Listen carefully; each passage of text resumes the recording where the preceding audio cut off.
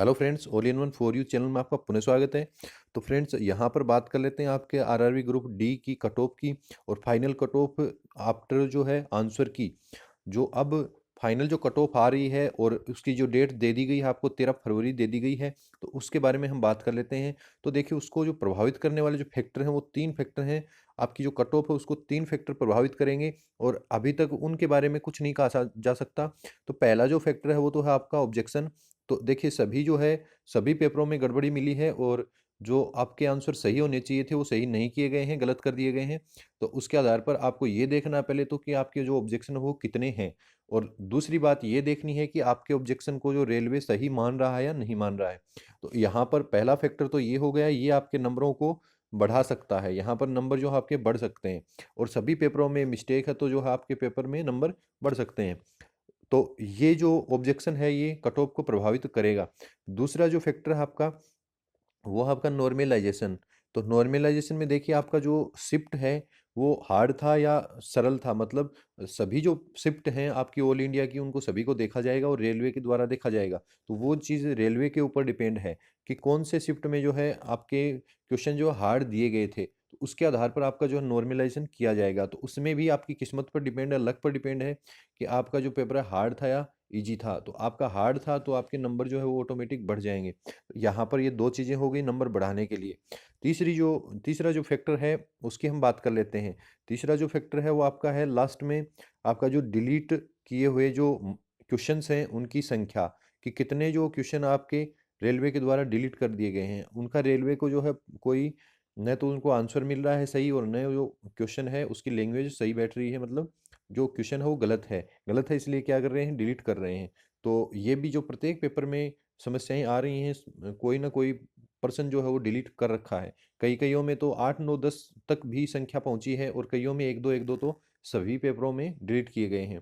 तो उस पर भी डिपेंड करता है कि आपके जो क्वेश्चन है वो कितने डिलीट किए गए हैं, क्योंकि जो फाइनल जो कट ऑफ है वो इस डिलीट करने के बाद में जो क्वेश्चन बचते हैं, ओरिजिनल क्वेश्चन बचते हैं।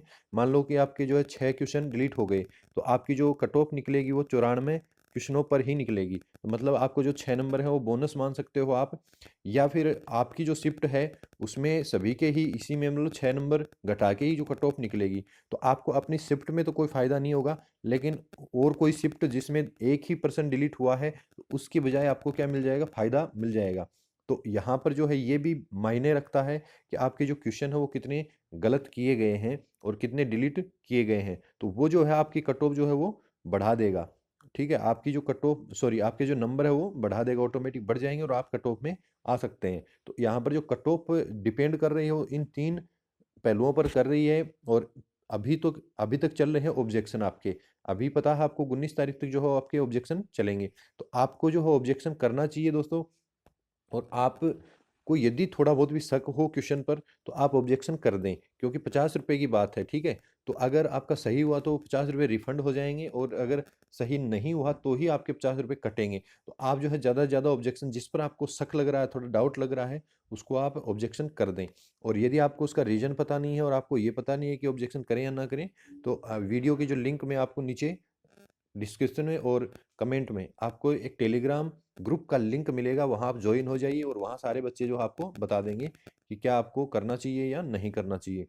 दूसरी बात, जो नॉर्मलाइजेशन, तो अभी जो है पहले ऑब्जेक्शन होंगे, उसका रिजल्ट आएगा ऑब्जेक्शन का, उसके बाद में जो डिलीट क्वेश्चन आपको बताए जाएंगे कितने, जो सॉरी आपकी जो है डिलीट क्वेश्चन बताने के बाद में नॉर्मलाइजेशन देखा जाएगा कि कौन सी शिफ्ट सरल थी कौन सी हार्ड थी। तो ये सारी बातें होने के बाद जो है लास्ट में आपकी जो कट ऑफ है वो आ जाएगी, मतलब रिजल्ट के साथ में आ जाएगी, स्कोर कार्ड आएगा।